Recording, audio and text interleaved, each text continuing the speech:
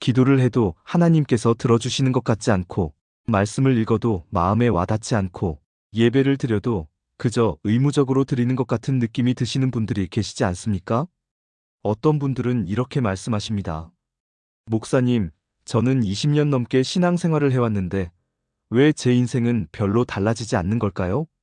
다른 사람들은 하나님을 만나서 인생이 완전히 바뀌었다고 간증하는데 저는 왜 그런 경험이 없을까요? 정말 솔직한 고백이시죠? 많은 성도님들이 마음 깊은 곳에서는 이런 답답함을 느끼고 계실 것입니다. 그런데 믿음의 가족들, 오늘 제가 여러분께 정말 놀라운 간증을 나누어 드리고 싶습니다. 바로 3일 만에, 딱 3일 만에 완전히 다른 사람이 된 한 성도님의 이야기입니다. 이분은 40대 초반의 집사님이신데 직장 생활과 육아로 매일매일이 너무 힘드셨다고 합니다. 아침에 일어나면 벌써부터 피곤하고 하루 종일 할 일에 쫓기면서 살고 저녁에는 기진맥진해서 기도할 힘도 없는 그런 반복적인 삶을 사셨다는 것입니다. 교회는 꼬박꼬박 나가셨지만 예배 시간에도 마음이 평안하지 않고 늘 무언가에 쫓기는 것 같은 불안감을 느끼셨다고 합니다. 그런데 이분이 목사님으로부터 아주 간단한 4가지 아침 기도에 대해서 듣게 되셨습니다. 처음에는 반신반의하셨다고 합니다. 이미 여러 가지 기도 방법들을 시도해봤지만 별다른 변화가 없었기 때문입니다. 하지만 너무 간단해서 한번 해볼 만하다는 생각이 드셨다고 합니다. 그래서 월요일 아침부터 시작하셨는데 수요일, 저녁이 되니까 가족들이 놀랄 정도로 완전히 다른 사람이 되어 계셨다는 것입니다. 표정도 밝아지고 말투도 부드러워지고 무엇보다도 늘 불안해하시던 모습이 사라지고 평안한 모습을 보이셨다고 합니다. 남편분이 여보, 당신에게 무슨 일이 있었냐고 물어볼 정도였다고 합니다. 그런 경험 여러분도 원하시지 않습니까? 오늘 저는 바로 그 4가지 기도가 무엇인지, 그리고 왜 이 기도들이 우리의 인생을 이렇게 빠르게 변화시킬 수 있는지에 대해서 4가지 포인트로 나누어 드리겠습니다. 첫 번째로는 하나님의 임재를 구하는 기도의 능력에 대해서 말씀드리겠습니다. 두 번째로는 죄사함과 정결함을 구하는 기도의 중요성을 나누겠습니다. 세 번째로는 하나님의 뜻을 구하는 기도의 놀라운 효과를 살펴보겠습니다. 그리고 네 번째로는 성령님의 충만함을 구하는 기도가 어떻게 우리를 완전히 새로운 사람으로 만들어주는지에 대해서 말씀드리겠습니다.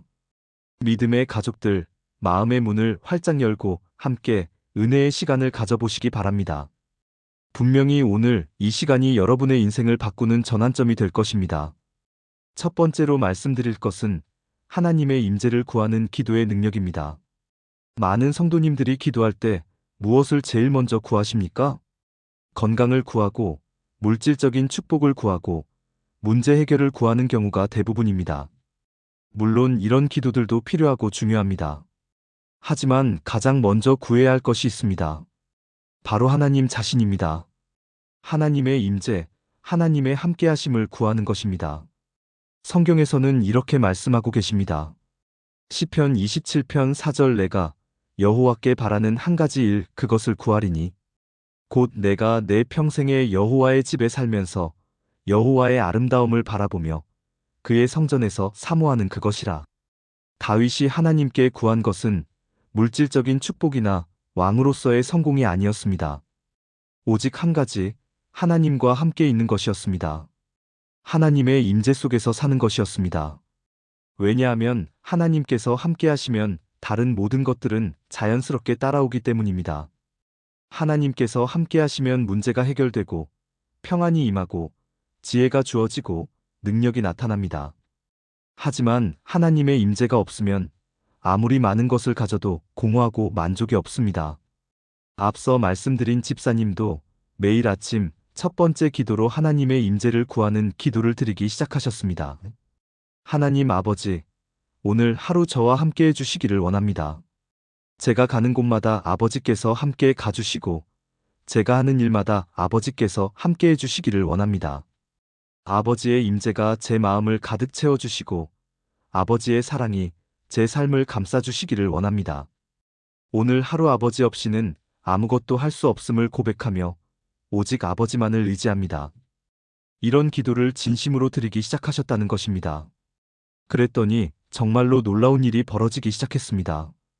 첫날부터 뭔가 다른 것을 느끼셨다고 합니다. 평상시 같으면 아침에 일어나서부터 마음이 복잡하고 무거웠는데 하나님의 임재를 구하는 기도를 드리고 나니까 마음이 평안해지셨다는 것입니다. 그리고 하루 종일 혼자가 아니라는 느낌을 받으셨다고 합니다. 어려운 일이 생겨도 하나님께서 함께하고 계시다는 확신이 있으니까 두렵지 않고, 외로운 일이 있어도 하나님께서 곁에 계시다는 것을 느끼니까 위로가 되셨다는 것입니다. 둘째 날에는 더욱 확실한 변화를 경험하셨습니다. 직장에서 평상시 같으면 스트레스를 받았을 상황들이 생겼는데 전혀 스트레스를 받지 않으셨다고 합니다. 하나님께서 함께하고 계시다는 확신이 있으니까 어떤 상황도 두렵지 않고, 오히려 하나님께서 이 상황을 통해서 무엇을 하시려고 하시는지 기대하는 마음이 생겼다는 것입니다. 그리고 셋째 날에는 주변 사람들까지도 변화를 알아차리기 시작했습니다. 동료들이 집사님에게 요즘 표정이 많이 밝아졌다고, 뭔가 좋은 일이 있냐고 물어보기 시작했다는 것입니다. 집에서도 마찬가지였습니다. 평상시 같으면 육아와 집안일로 짜증을 내는 일이 많았는데 하나님의 임재를 경험하고 나니까 같은 일을 해도 기쁜 마음으로 할 수 있게 되셨다는 것입니다. 아이들을 돌볼 때도 하나님께서 이 아이들을 저에게 맡겨주셨구나 하는 감사한 마음이 생겼고, 집안일을 할 때도 하나님께서 이런 좋은 집을 주셨구나 하는 고마운 마음이 생겼다고 합니다. 이것이 바로 하나님의 임재가 가져다주는 놀라운 변화입니다. 외적인 환경은 하나도 바뀌지 않았는데 내면이 완전히 달라진 것입니다. 같은 상황이지만 하나님과 함께 있다는 확신이 모든 것을 다르게 보게 만든 것입니다. 사랑하는 성도님들, 여러분도 매일 아침 첫 번째 기도로 하나님의 임재를 구해보시기 바랍니다. 하나님께서 오늘 하루 나와 함께 해주시기를 간절히 구해보십시오. 하나님의 사랑이 내 마음을 가득 채워주시기를 구해보십시오. 그러면 분명히 여러분도 이 집사님과 같은 놀라운 변화를 경험하게 될 것입니다. 두 번째로 말씀드릴 것은 죄사함과 정결함을 구하는 기도의 중요성입니다. 많은 성도님들이 기도 응답을 받지 못하는 이유 중에 하나가 무엇인지 아십니까? 바로 죄 때문입니다. 죄가 하나님과 우리 사이를 막고 있기 때문입니다. 이사야 59장 2절 오직 너희 죄악이 너희와 너희 하나님 사이를 갈라놓았고 너희 죄가 그의 얼굴을 가리어서 너희에게서 듣지 않으시게 함이니라. 죄가 하나님과 우리 사이를 갈라놓는다는 말씀입니다. 그런데 여기서 죄라고 하면 많은 분들이 살인이나 도둑질 같은 큰 죄만 생각합니다. 하지만 성경에서 말하는 죄는 그보다 훨씬 광범위합니다. 미운 마음, 시기하는 마음, 교만한 마음, 불평하는 마음, 원망하는 마음, 이런 것들도 모두 죄입니다. 우리가 의식하지 못하는 사이에 이런 죄들이 우리 마음속에 쌓여가고 그것이 하나님과 우리 사이를 막고 있는 것입니다. 그래서 매일 아침 하나님 앞에서 우리 자신을 점검하고 죄가 있으면 회개하고 하나님의 용서를 구하는 것이 너무나 중요합니다. 성경에서는 이렇게 약속하고 계십니다. 요한일서 1장 9절 만일 우리가 우리 죄를 자백하면 그는 미쁘시고 의로우사 우리 죄를 사하시며 우리를 모든 불의에서 깨끗하게 하실 것이요. 우리가 죄를 자백하면 하나님께서 용서해 주시고 깨끗하게 해주신다는 약속입니다. 앞서 말씀드린 집사님도 매일 아침 두 번째 기도로 죄사함과 정결함을 구하는 기도를 드리기 시작하셨습니다. 하나님 아버지, 어제 하루 제가 지은 모든 죄를 용서해 주시기를 원합니다. 제가 알고 지은 죄도 모르고 지은 죄도 모두 용서해 주세요. 미운 마음을 품었던 것, 불평했던 것, 감사하지 못했던 것, 사랑하지 못했던 것, 이 모든 것을 회개합니다. 예수님의 보혈로 저를 깨끗하게 해주시고 오늘 하루는 죄 짓지 않고 하나님을 기쁘시게 하는 하루가 되게 해주세요. 이런 기도를 진심으로 드리기 시작하셨다는 것입니다. 그랬더니 놀라운 변화가 일어나기 시작했습니다.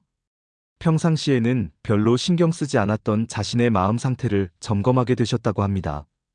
혹시 내가 누군가에게 미운 마음을 품고 있지는 않나? 혹시 내가 교만한 마음을 갖고 있지는 않나? 이런 것들을 살펴보게 되셨다는 것입니다. 그리고 정말로 작은 죄들이 많이 있다는 것을 발견하게 되셨습니다. 남편에게 짜증을 낸 것, 아이들에게 화를 낸 것, 동료에게 시기심을 품은 것, 이런 작은 죄들이 자신의 마음을 무겁게 만들고 있었다는 것을 깨닫게 되셨다고 합니다. 그리고 이런 죄들을 하나씩 하나님 앞에서 회개하고 용서를 구하니까 마음이 정말로 가벼워지셨다는 것입니다. 마치 무거운 짐을 내려놓은 것 같은 시원함을 느끼셨다고 합니다. 그리고 더 놀라운 것은 죄를 회개하고 나니까 기도가 더 잘 되기 시작했다는 것입니다. 전에는 기도할 때 마음이 답답하고 하나님이 멀리 계신 것 같은 느낌이 들었는데 죄를 깨끗이 회개하고 나니까 하나님께서 가까이 계신다는 것을 느끼게 되셨다는 것입니다. 그리고 일상생활에서도 변화가 나타나기 시작했습니다. 전에는 작은 일에도 쉽게 화를 내고 짜증을 냈는데 매일 아침 죄를 회개하는 기도를 드리고 나니까 훨씬 더 온유하고 인내하는 마음을 갖게 되셨다는 것입니다. 다른 사람들을 대할 때도 더 사랑스러운 마음으로 대하게 되었고 작은 일에도 감사하는 마음을 갖게 되었다고 합니다. 이것이 바로 죄사함이 가져다주는 놀라운 효과입니다. 죄가 용서받으면 하나님과의 관계가 회복되고 하나님과의 관계가 회복되면 다른 사람들과의 관계도 좋아지고 자기 자신과의 관계도 평안해집니다. 사랑하는 성도님들, 여러분도 매일 아침 두 번째 기도로 죄사함을 구하는 기도를 드려보시기 바랍니다. 어제 하루 지은 모든 죄를 하나님 앞에서 구체적으로 회개해 보십시오. 그러면 분명히 마음의 짐이 벗어지고 하나님과 더 가까워지는 경험을 하게 될 것입니다. 세 번째로 말씀드릴 것은 하나님의 뜻을 구하는 기도의 놀라운 효과입니다. 우리가 살면서 가장 힘들어하는 것 중에 하나가 무엇입니까? 바로 내 뜻대로 되지 않을 때입니다. 내가 계획한 대로 되지 않고 내가 원하는 대로 일이 풀리지 않을 때 우리는 좌절하고 실망합니다. 그런데 여기에 문제가 있습니다. 우리의 뜻과 하나님의 뜻이 다를 수 있다는 것입니다. 아니, 대부분의 경우 다릅니다. 이사야 55장 8절부터 9절 이는 내 생각이 너희의 생각과 다르며 내 길이 너희의 길과 다름이니라 여호와의 말씀이니라. 이는 하늘이 땅보다 높음같이 내 길이 너희의 길보다 높으며 내 생각이 너희의 생각보다 높음이니라. 하나님의 생각과 우리의 생각이 다르다는 말씀입니다.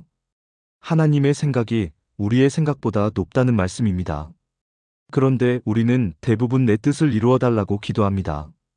내가 원하는 것을 주시기를 기도하고 내가 계획한 것을 성취시켜 달라고 기도합니다.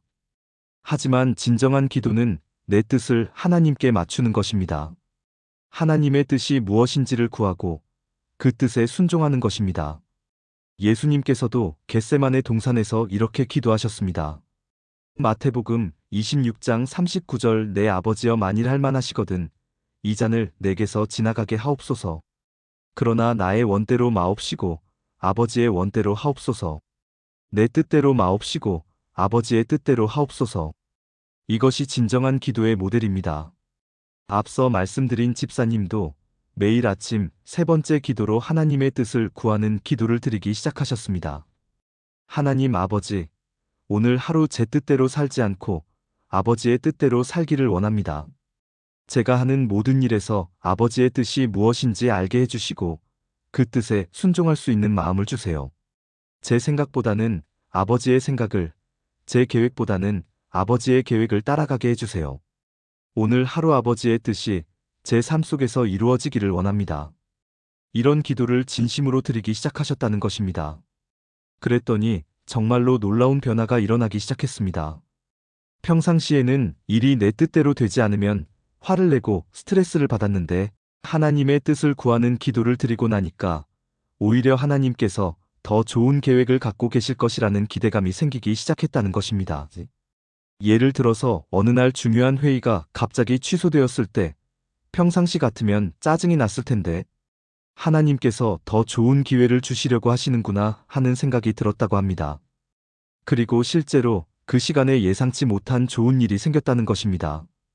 또 어느 날은 계획했던 일이 잘 풀리지 않아서 속상했는데 하나님의 뜻을 구하는 마음으로 기도하니까 다른 더 좋은 방법이 떠올랐다고 합니다. 그래서 그 방법을 시도해 보니까 원래 계획했던 것보다 훨씬 더 좋은 결과를 얻게 되었다는 것입니다. 이런 경험들을 하면서 집사님은 하나님의 뜻이 정말로 선하시고 기뻐하실 만하고 온전하다는 것을 체험하게 되셨다고 합니다. 내 생각으로는 최선이라고 생각했던 것들이 하나님 보시기에는 차선이었고, 하나님께서 준비하신 최선은 내가 상상했던 것보다 훨씬 더 좋았다는 것을 깨닫게 되셨다는 것입니다. 그리고 더 놀라운 것은 하나님의 뜻을 구하고 순종하니까 모든 일이 더 쉬워졌다는 것입니다. 내 힘으로 억지로 무엇인가를 이루려고 할 때는 너무 힘들고 어려웠는데, 하나님의 뜻을 따라 순종할 때는 하나님께서 길을 열어주시고 도와주셔서 훨씬 더 쉽게 일이 풀렸다는 것입니다. 이것이 바로 하나님의 뜻을 구하는 기도가 가져다주는 놀라운 효과입니다. 내 뜻을 고집하면 힘들고 어렵지만 하나님의 뜻에 순종하면 모든 것이 쉬워지고 축복으로 이어집니다. 사랑하는 성도님들, 여러분도 매일 아침 세 번째 기도로 하나님의 뜻을 구하는 기도를 드려보시기 바랍니다. 내 뜻보다는 하나님의 뜻이 이루어지기를 간절히 구해보십시오. 그러면 분명히 하나님께서 여러분에게 최선의 길을 보여주실 것입니다. 네 번째로 말씀드릴 것은 성령님의 충만함을 구하는 기도가 어떻게 우리를 완전히 새로운 사람으로 만들어주는지에 대한 것입니다. 많은 성도님들이 신앙생활을 하면서도 변화되지 않는 이유가 무엇인지 아십니까? 바로 자기 힘으로 살려고 하기 때문입니다.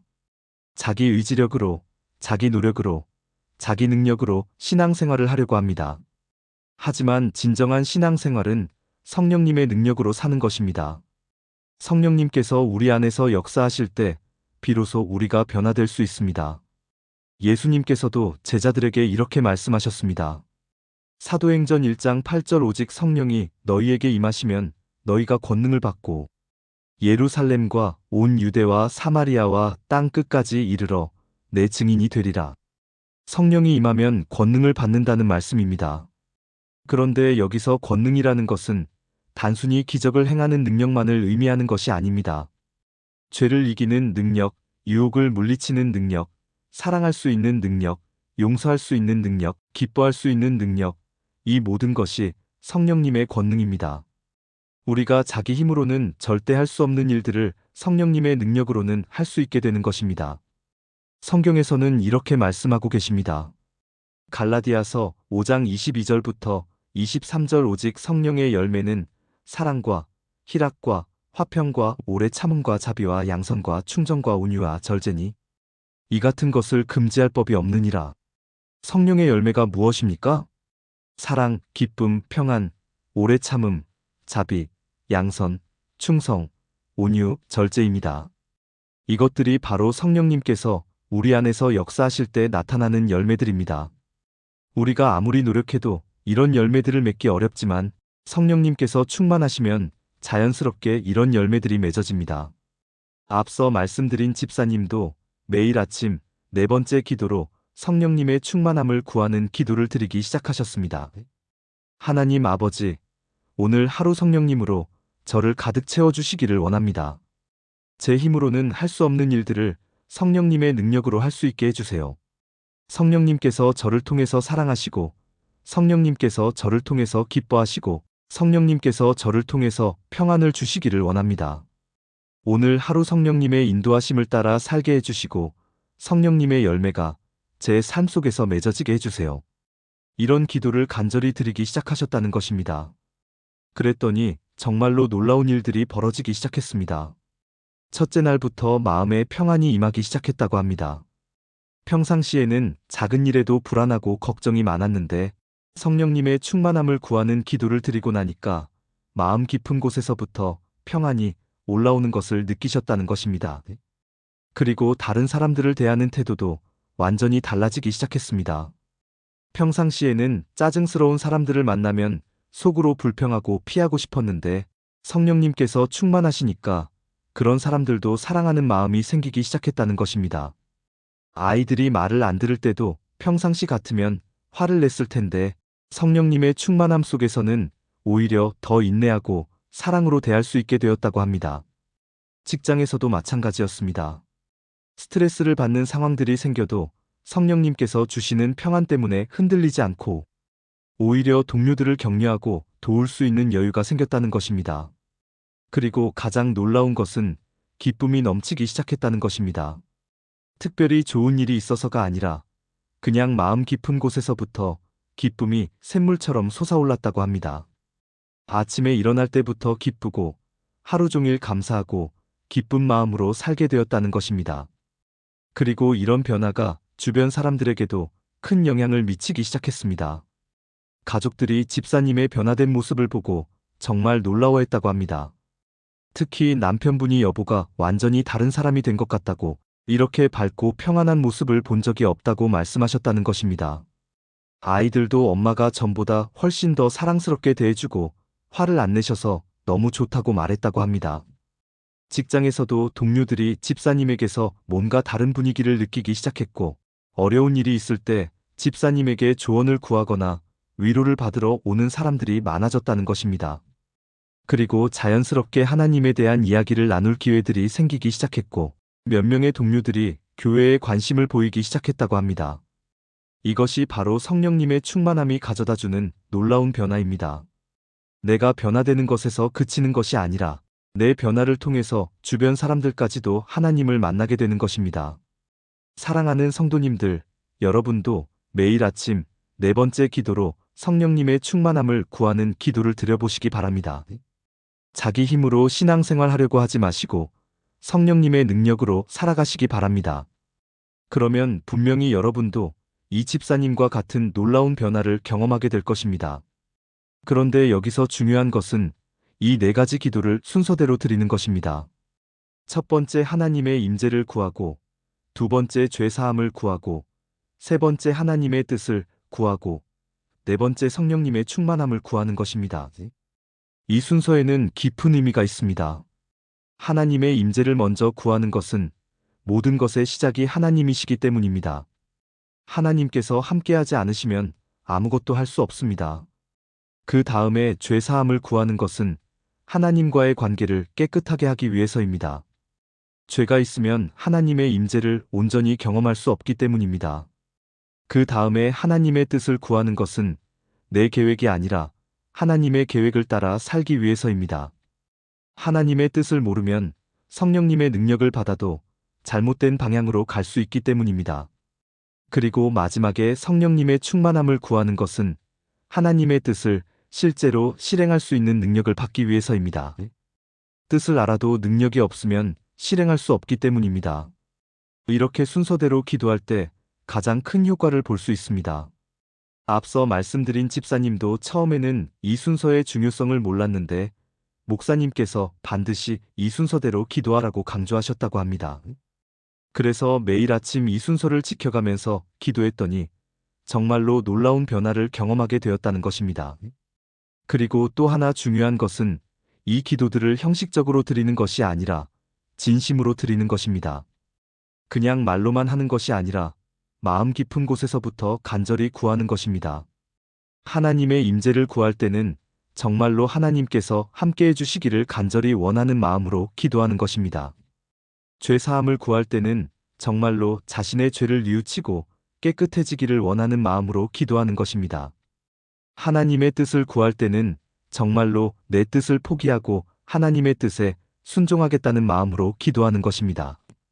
성령님의 충만함을 구할 때는 정말로 자기 힘을 포기하고 성령님의 능력으로 살겠다는 마음으로 기도하는 것입니다.